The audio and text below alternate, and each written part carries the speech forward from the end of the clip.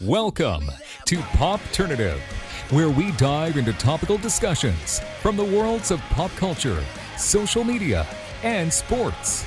Here is your host, Peter Remoliotis, aka PD Beats.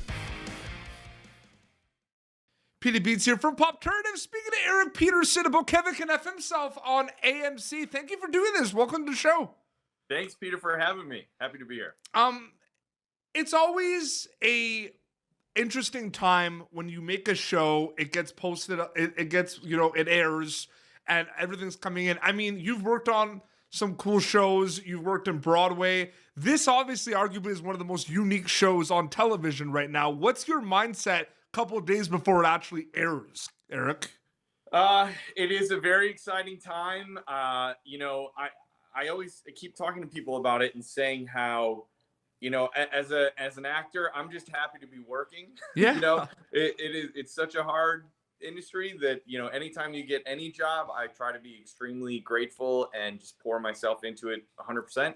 But when you get to have a job, so you're already excited, but then you're a part of a show that is smart and is actually saying something to the world and is sparking intense conversations between people, and people are really like seeing it and talking about it, I feel overwhelmed with gratitude, because it's so rare that you get to be a part of something that special. So I'm really happy, just really happy. But it's interesting, you know how it is in the day and age of like social media and Twitter and Instagram, news kind of sprinkles out about shows, right? We find out about this show, we finally get a trailer, then we actually kind of like watch it and we realize what it is. So when you read the script for this for the first time, what was going through your mind specifically?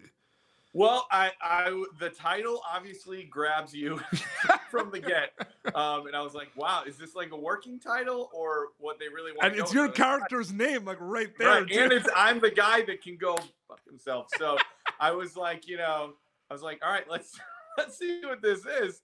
And I read it, and I just thought it was so smart, and I could see it in the same way that a lot of people that read the script, they were like, I could see what it was going to be, which is rare in scripts. A lot of times, the writer is trying to describe the vibe or the tone, but you can't really tell until you're all in a room. But with this one, it was on the page. Like Valerie Armstrong, our creator, was so brilliant in her initial idea of what the show was going to be. And it was so clear. And it was one of those moments where a lot of people were like, why didn't anybody else think of this before? It's like so clear. And so I was excited about the idea of the show and what the show was going to be doing and tonally and saying. And then as a guy who's done a lot of multicam in my life, I was curious about one thing. I did talk with Valerie and Craig, our showrunner, in my first meeting with them about the show. And I was like, are we making a show, or I wasn't assuming I was going to be cast yet. I was like, are you making a show that is like really like poking fun at multicam and sort of like a takedown of multicam? And before I could even say anything, she was like, let me stop you right there. I love multicam. Craig loves multicam. Of course. So we're not doing a show that's trying to be like, multicams are stupid, let's never make another multicam again. Let's make a show that is a great multicam, but really points out the problematic jokes, tones, plot points that happen a lot in multicam. And I was like, well, that's brilliant. If we can like make a great multicam but also say something, I'm 100% in. It's an eye-opener. I mean, for my viewers that haven't kind of checked it out yet, without going into super spoilers, can you just tell us a little bit about Kevin can F himself? It's funny because, so basically, like I said, you're Kevin on the show. Yeah, I play Kevin. The show starts like any other old multicam. So if your viewers are unfamiliar with the term multicam and single cam, the best way to think about it is multicam sitcoms would be things like Seinfeld, Cheers, All in the Family, I Love Lucy, the old school Big Bang Theory, old school live studio audience, a bunch of cameras, much more in the wide shot. Yeah. It feels more like a play. The comedy is usually broader. And then a single camera comedy would be like 30 Rock or really almost any of the comedies that are Ted made Lasso. nowadays.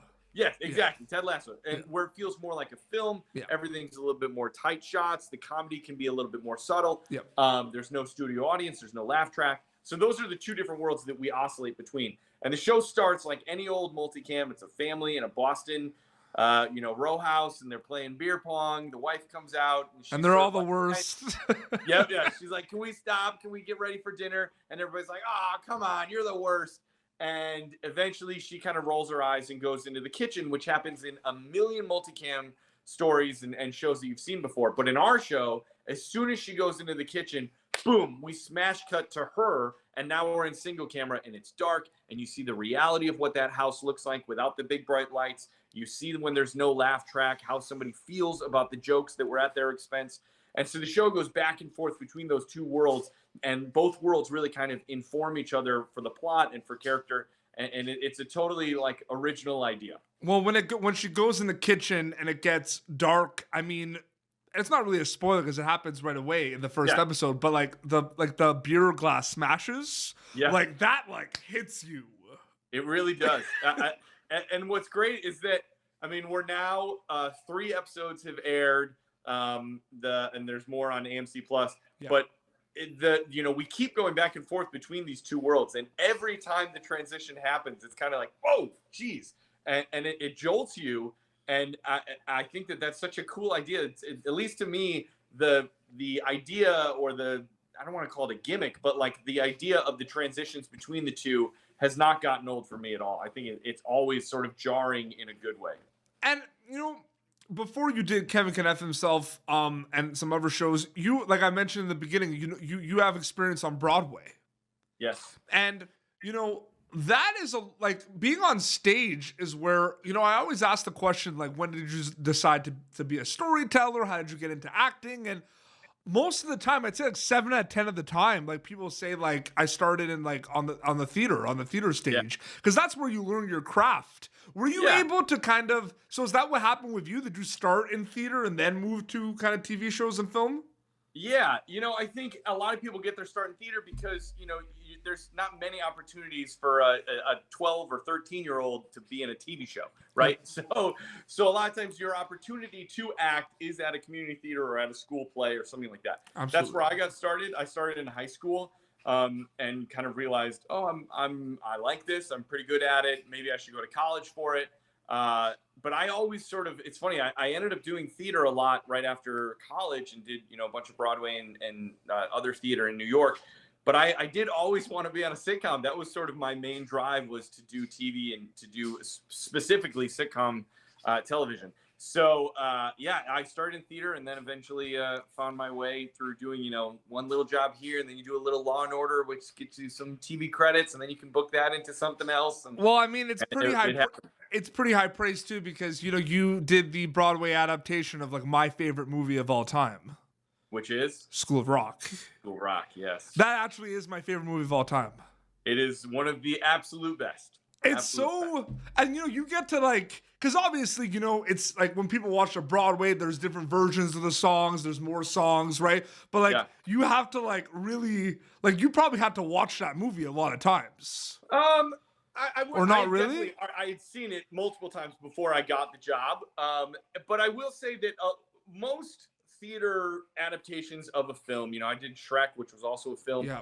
You have to ride this line of sort of like honoring the source material. When people come to see School of Rock or come to see Shrek, in their mind, they're coming in expecting to see Mike Myers and Jack Black, right? They know that those actors are not there. But if you try to like totally reinvent a character where it feels foreign to them, then an audience just feels like, well, that's not what I thought. So do you have to get like a balance a little bit? You have to find this balance of like, for instance, when I did Shrek, I couldn't not talk with a Scottish accent and be grumpy. Those are like core parts of Shrek. Yeah. Same thing with Dewey in School of Rock. Like, you have to sort of be really intense with the kids and do a lot of right? Like, you got to have that kind of energy flowing through you, but then you like honor that, but then try to put as much of yourself into it as well. And then hopefully an audience feels like a fresh take on something that they enjoyed, but it doesn't feel so foreign that they're like, I don't know what I'm watching.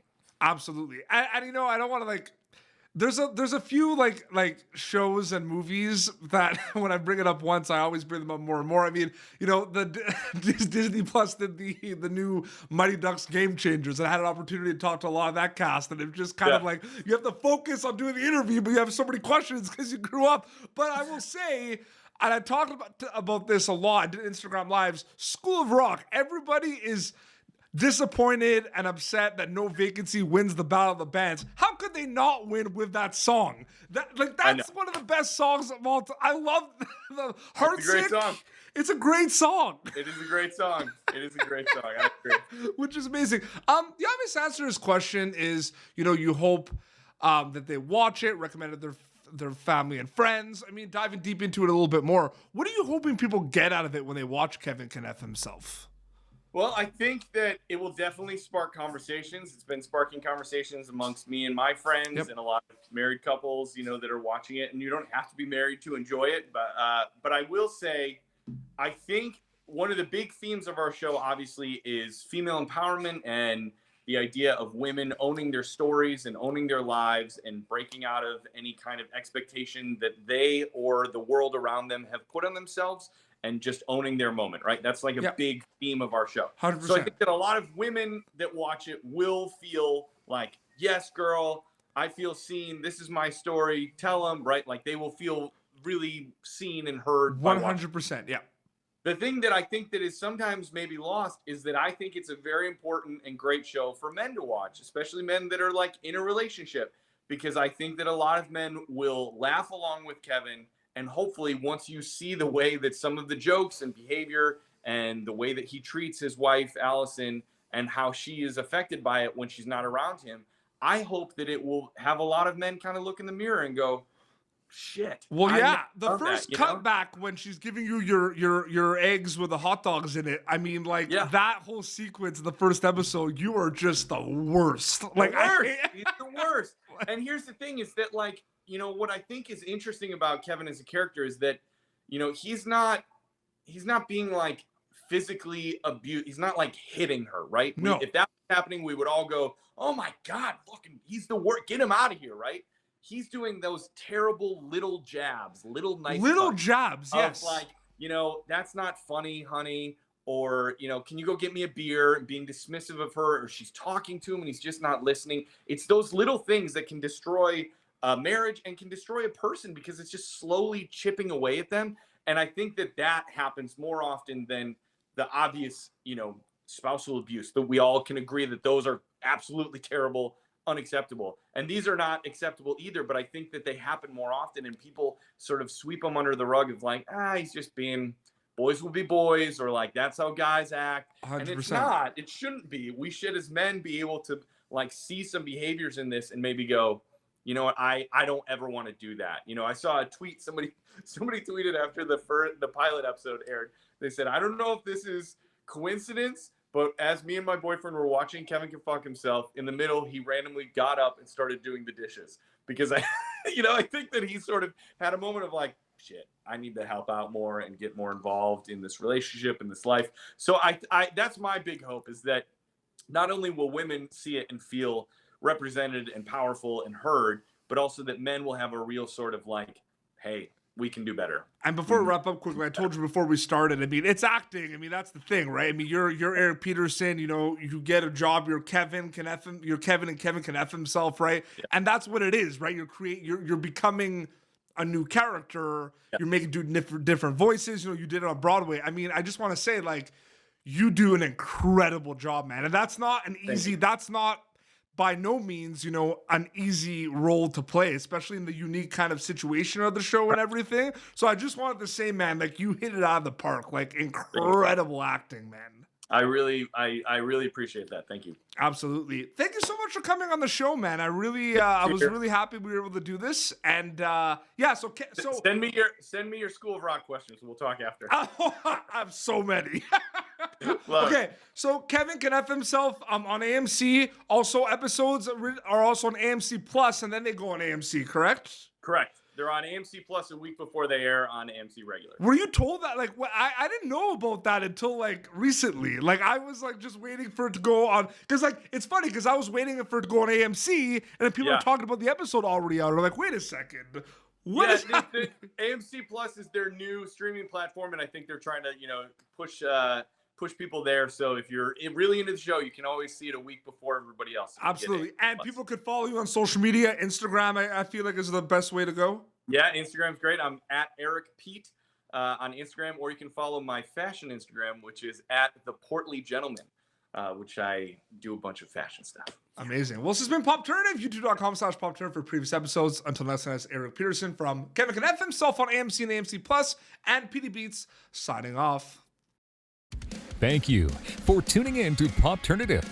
Make sure to check out our past episodes of Popternative on YouTube. Be sure to like Popternative on Facebook and follow us on Twitter. This has been an Autograph Communications production.